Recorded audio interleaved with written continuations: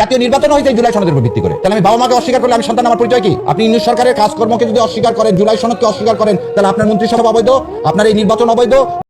2026 সালের 17 ফেব্রুয়ারি অনুষ্ঠিত জাতীয় সংসদ সদস্যদের শপথ গ্রহণ অনুষ্ঠানে বিএনপি দলীয় সংসদ সদস্যরা জাতীয় সংসদ সদস্য হিসেবে শপথ নিলেও সংবিধান সংস্কার পরিষদের সদস্য হিসেবে শপথ নিতে অস্বীকার করেন। বিএনপির এই সিদ্ধান্তের পেছনে প্রধান কারণগুলো হলো আইনি ও সাংবিধানিক ভিত্তিহীনতা।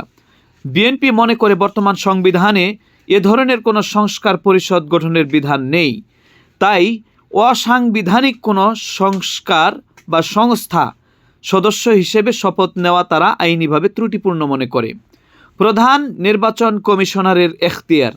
বিএনপির স্থায়ী কমিটির সদস্য সালাহ উদ্দিন আহমদ জানান, প্রধান নির্বাচন কমিশনারের সিইসি কেবল সংসদ সদস্যদের শপথ পড়ানোর সাংবিধানিক কর্তৃত্ব রয়েছে, কিন্তু আইন দ্বারা স্বীকৃত নয় এমন কোনো পরিষদের শপথ পড়ানোর আইনি অধিকার তার নেই।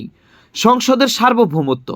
দলটির অবস্থান হলো যে কোনো ধরনের সাংবিধানিক পরিবর্তন বা সংস্কার আগে জাতীয় সংসদে উত্থান, উপস্থাপন, বিতর্ক এবং সংসদীয় প্রক্রিয়ায় অনুমোদিত হতে হবে। সরাসরি এই পরিষদের সদস্য হিসাবে শপথ নেওয়াকে তারা সংসদের ওপর চাপিয়ে দেওয়া সিদ্ধান্ত হিসেবে দেখছে। জুলাই সনদের কিছু ধারায় আপত্তি। যদিও বিএনপি গত বছর জুলাই জাতীয় সনদ স্বাক্ষর করেছিল, তবে সেখানে বেশ কিছু মৌলিক বিষয়ে তাদের ভিন্নমত বা নোট অফ ডিসেন্ট ছিল। বিশেষ করে দ্বিকক্ষ বিশিষ্ট সংসদ ও সংখ্যানুপাতিক প্রতিনিধিত্বের মতো প্রস্তাবগুলো পদ্ধতির বিষয়ে তাদের আপত্তি ছিল।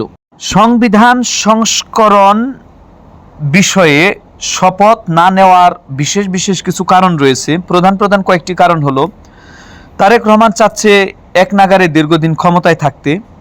দ্বিতীয়ত, সে চাচ্ছে আগের সংবিধান অনুযায়ী যে দ্বিকক্ষ বিশিষ্ট সরকার সেটা না হোক, এটা চাচ্ছে। আর সবচেয়ে বড় কথা হলো, আসলে দেশের যে ভালো এটা কেউ চায় না, সবাই নিজের ভালোই চায়।